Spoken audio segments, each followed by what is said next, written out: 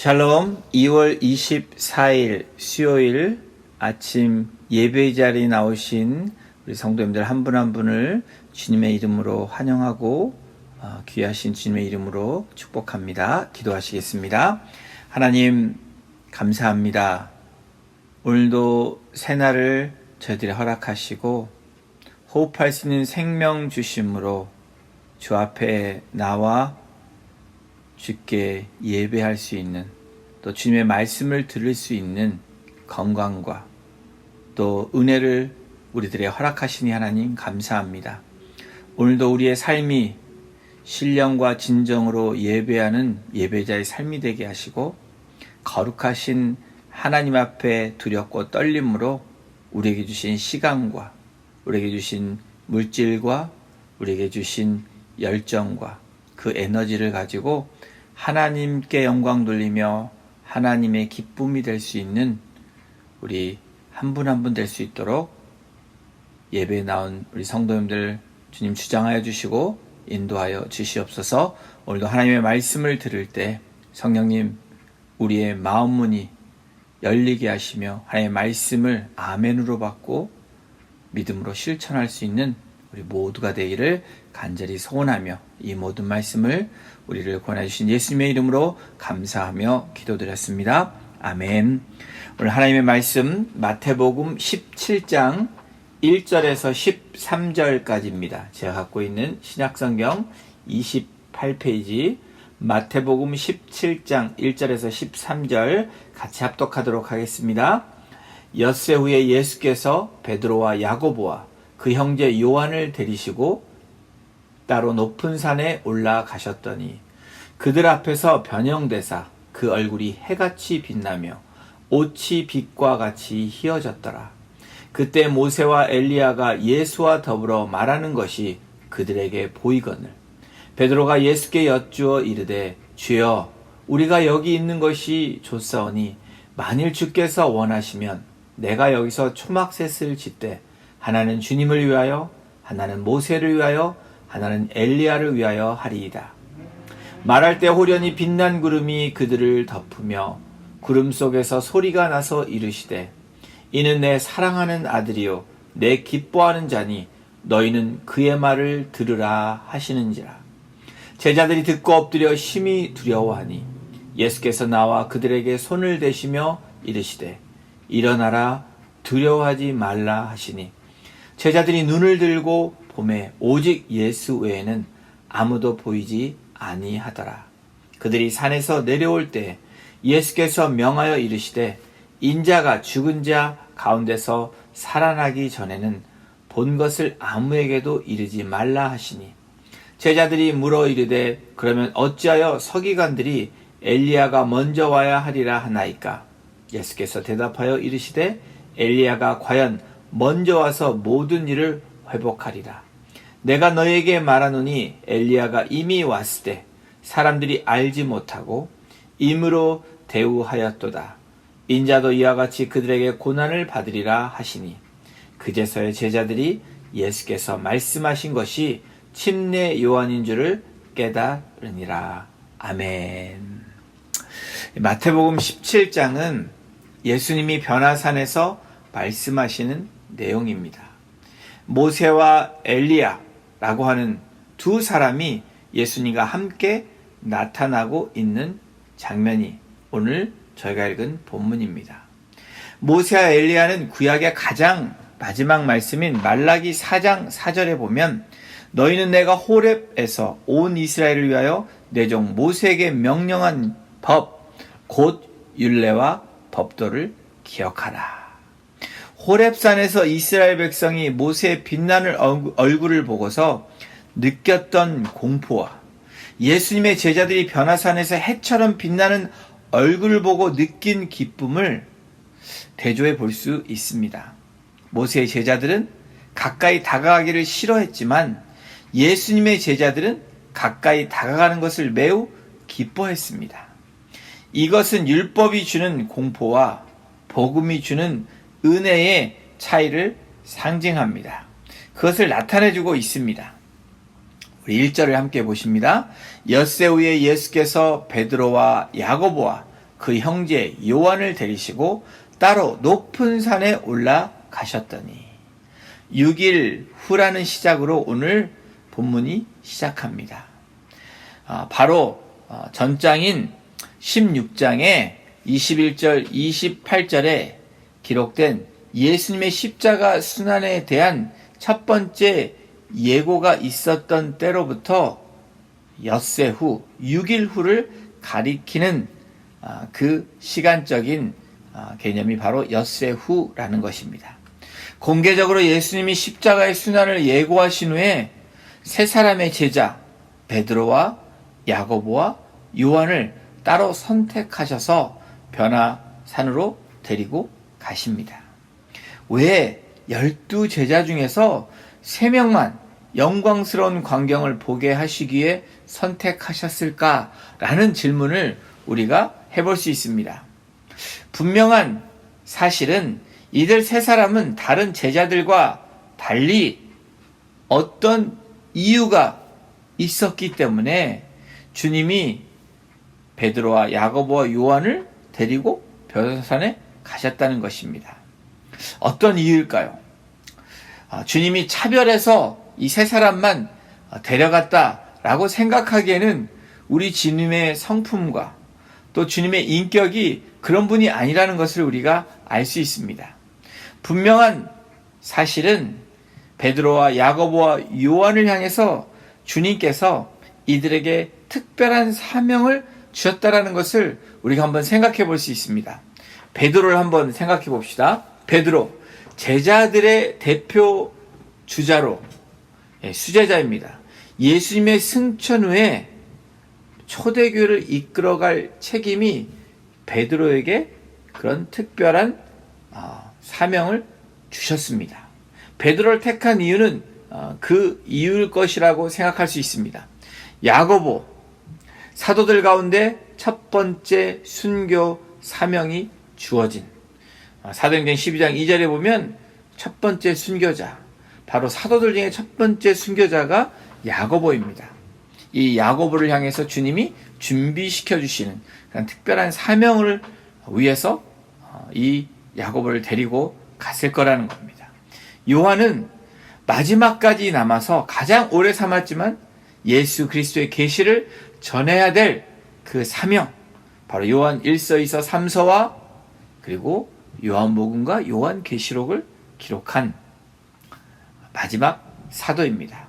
이런 귀한 사명이 있는 3명의 제자들이 아직도 메시아로서의 주님의 사역에 대한 인간적인 생각을 버리지 못하고 있었던 이유였기 때문에 주님이 이 세 사람을 데리고 가신 변화산으로 데리고 간 중요한 이유라고 우리가 생각해 볼 수 있습니다. 주님이 이 3명의 제자를 선택한 이유, 이들에게 특권을 베풀므로 다른 제자들을 차별한 것이 아니라 오히려 더 큰 사명과 이들이 가지고 가야 될 그런 벌든, 이 무거운 짐을 지고 간 이들에게 능력과 위로를 앞서 베푸신 하나님의 사랑과 하나님의 계획과 은혜가 있는 것입니다. 이에도 성경에서 이 3명의 제자들이 성경의 사건 중에 나옵니다. 회당장 야이로의 딸을 살리실 때 3명이 함께 있었습니다. 겟세마네에서 주님이 기도하셨을 때 바로 이 3명의 제자들이 함께 동행했습니다. 무엇을 말씀합니까? 주님이 가셨던 그 길을 그렇게 걸어가야 되는 그 주님의 길을 본인들도 가야 되는 사명이 있었다라는 겁니다. 사랑하는 성도 여러분, 만일 여러분이 다른 사람보다 더 많은 고난이 주어진다 할지라도 결코 낙심하지 말아야 되는 것이 왜 그렇습니까? 우리에게 주님이 주신 사명, 그 미션이 있습니다. 또 부르신 소명이 있기 때문입니다. 그래서 낙심 대신에 우리는 기뻐해야 되는 것입니다. 반대로 더 큰 축복이 주어졌다고 할지라도 교만하거나 자만에 빠지면 안 된다라는 것을 또한 말씀하고 있는 것입니다. 이 또한 앞으로 있을 사명 감당을 위한 것일 뿐이기 때문입니다. 특별한 특권이 있는 것이 아닙니다. 2절에 예수님의 변화되신 모습을 묘사하고 있는데 우리 2절을 보십니다. 그들 앞에서 변화되사 그 얼굴이 해같이 빛나며 옷이 빛과 같이 희어졌더라. 여러분 한번 상상해 보십시오. 생각해 보십시오. 지금 이 광경은 이 지상에서 이 땅에서 누구도 흉내낼 수 없는 영광스러운 광채 속에 휩싸여 있는 그러한 상황입니다. 그런데 그러한 영광 속에서 모세와 나눈 대화는 바로 십자가의 고난과 죽음이었습니다. 그리스도께서 그 신성의 절정에 달한 그 순간 반대로 가장 수치스러운 십자가상의 죽음에 대해 말씀하고 있는 것입니다. 그러므로 성도 여러분, 저와 여러분들이 진정 그리스도인의 참된 제자이고자 한다면 이러한 주님의 모습을 우리는 본받고 따라가야 됩니다. 디모데후서 4장 7절 8절 성경 이렇게 말씀합니다. 내가 선한 싸움을 싸우고 나의 달려갈 길을 마치고 믿음을 지켰으니 이제 후로는 나를 위하여 의의 면류관이 예비되었으므로 주 곧 의로우신 재판장이 그날에 내게 주실 것이니 내게만 아니라 주의 나타나심을 사모하는 모든 자에게니라. 이런 영광스러운 모습을 보았던 제자들의 반응이 어떠했는지 대표적인 제자 베드로의 반응을 함께 살펴보겠습니다. 4절입니다. 주여 우리가 여기 있는 것이 좋사오니 만일 주께서 원하시면 내가 여기서 초막셋을 지켰습니다. 이렇게 말을 합니다. 이렇게 반응을 합니다. 주님이 본인들을 데리고 오셔서 영광스러운 것을 보이신 주님의 그 뜻, 주님의 의도와는 다르게 반응하고 있는 제자들의 모습입니다.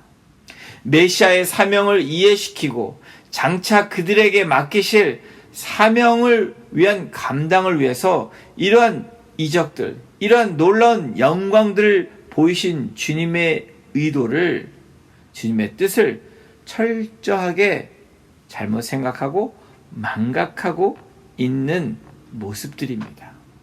베드로의 모습 가운데 우리 믿는 우리들의 모습이 보이지 않습니까? 오늘날 성도들 가운데 산 위에 머물고 싶은 사람들이 한둘이 아닙니다.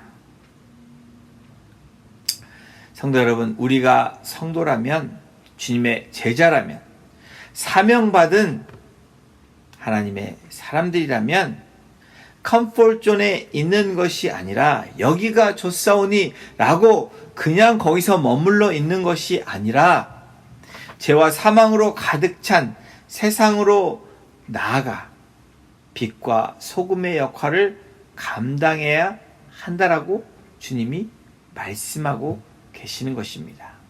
주님은 하나님의 동산에 머물고자 하는 우리를 향해 할 일 많은, 그리고 그 괴로운 세상으로 가라고 오늘 이 시간에도 우리에게 말씀하고 계십니다. 여러분, 이것이 선교적인 삶입니다.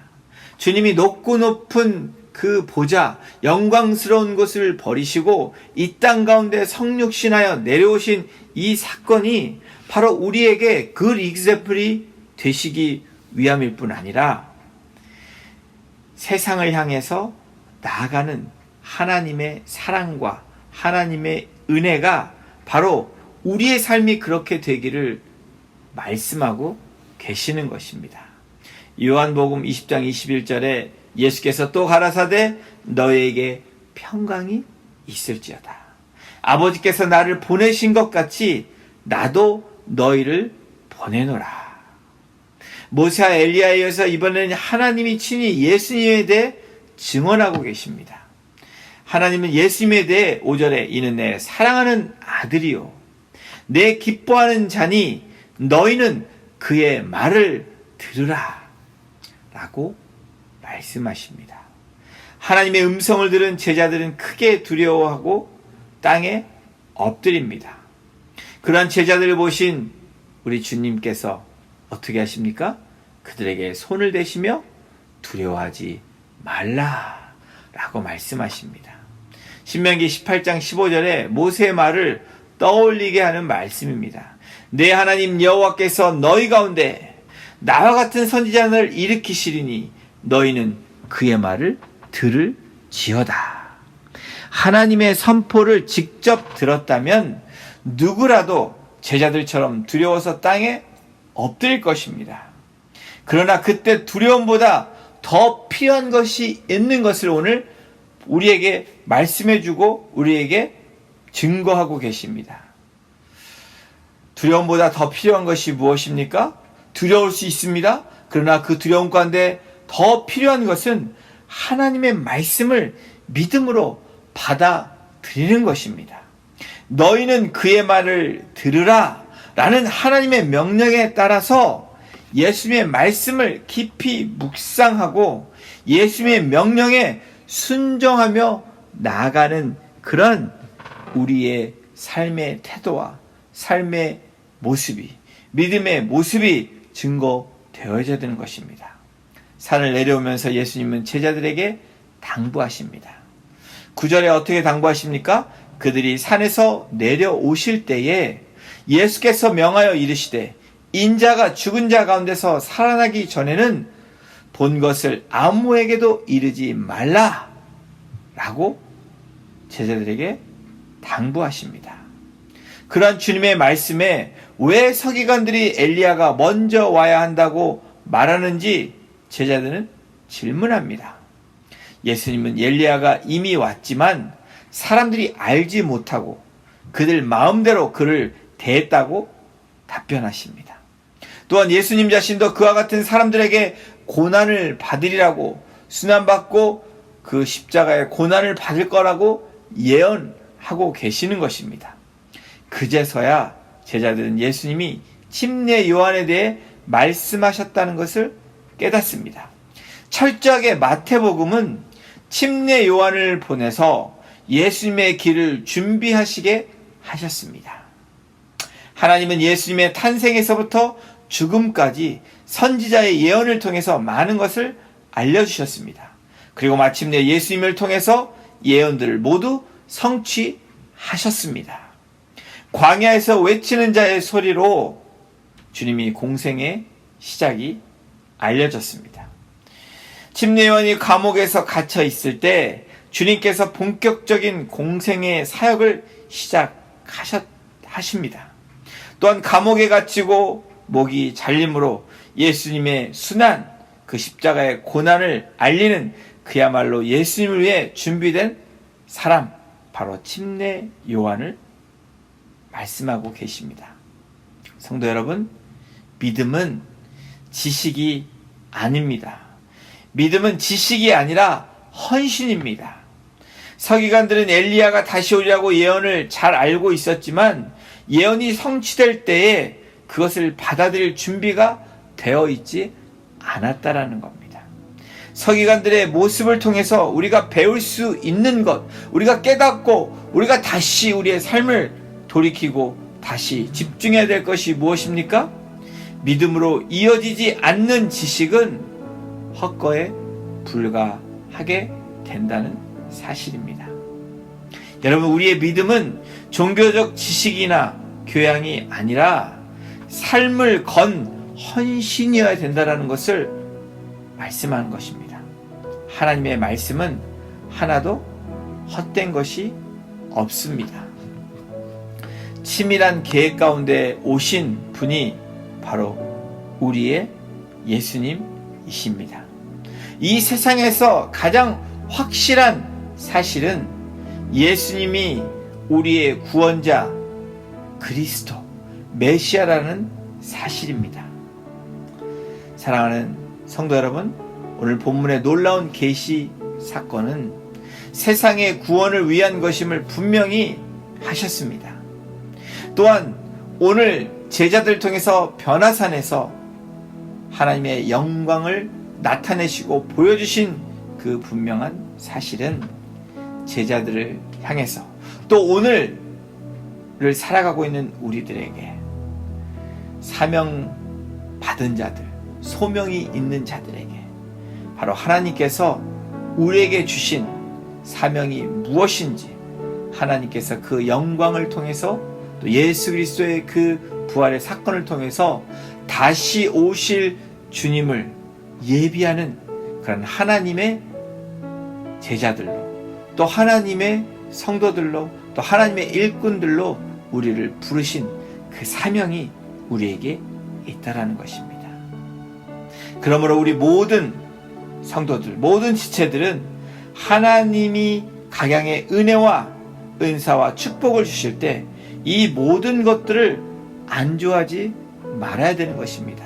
여기가 좋사오니 라고 말하는 것이 아니라 주님이 가신 그 길을, 주님 내가 여기 있사오니 나를 보내소서라고 고백하며 그 컴포트존에서 나오며 한 발을 내딛는 그 믿음의 고백이, 또 믿음의 그 우리의 삶의 헌신이 일어날 때 바로 온전한 믿음으로 주께 영광 돌리며 그 길을 걸어갈 수 있게 된다는 것입니다. 성도 여러분, 하나님의 뜻과 영광을 더욱 크게 드러내시는 복된 삶으로 우리가 오늘도 살아가기를 주님의 이름으로 축원합니다. 그래서 주님이 말씀하신 그 말씀처럼 일어나라, 두려워하지 말라 라고 말씀하시는, 우리가 두려워해야 될 것은 우리가 죄에 있는 것을 두려워해야 됩니다. 그러나 우리가 또한 일어나야 되는 이유는 하나님이 부르신 그 사명 때문입니다. 오늘도 성도 여러분, 우리의 삶이 만만치 않습니다. 우리가 헤쳐나가야 될 일들이 많이 있습니다. 그럼에도 불구하고 주님이 우리에게 주신 그 말씀, 사명 때문에 오늘도 우리는 일어나 두려워하지 말고 그 길을 한 걸음 한 걸음 걸어 나가야 되는 그런 거룩한 부르심이 우리에게 있다라는 분명한 사실입니다. 그 부르심을 가지고, 그 사명을 가지고 오늘도 담대히 세상을 향해서, 또 우리가 넘어야 될 그 장애물을 넘어서 나아가시는 귀한 성도님들 한 분 한 분 되시기를 주님의 이름으로 축원합니다. 기도하시겠습니다. 하나님, 그렇습니다.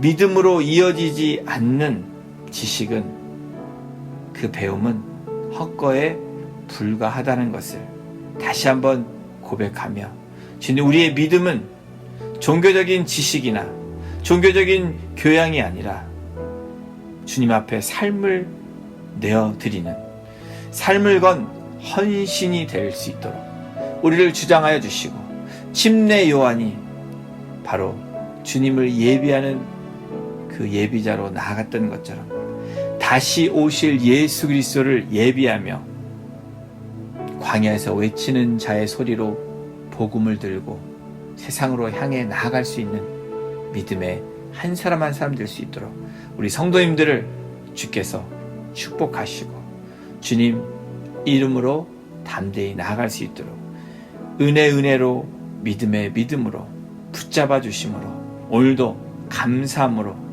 기뻐함으로 담대히 세상을 향해 나아갈 수 있는 거룩한 하나님의 백성들 되어질 수 있도록 주께서 인도하여 주시옵소서. 감사합니다.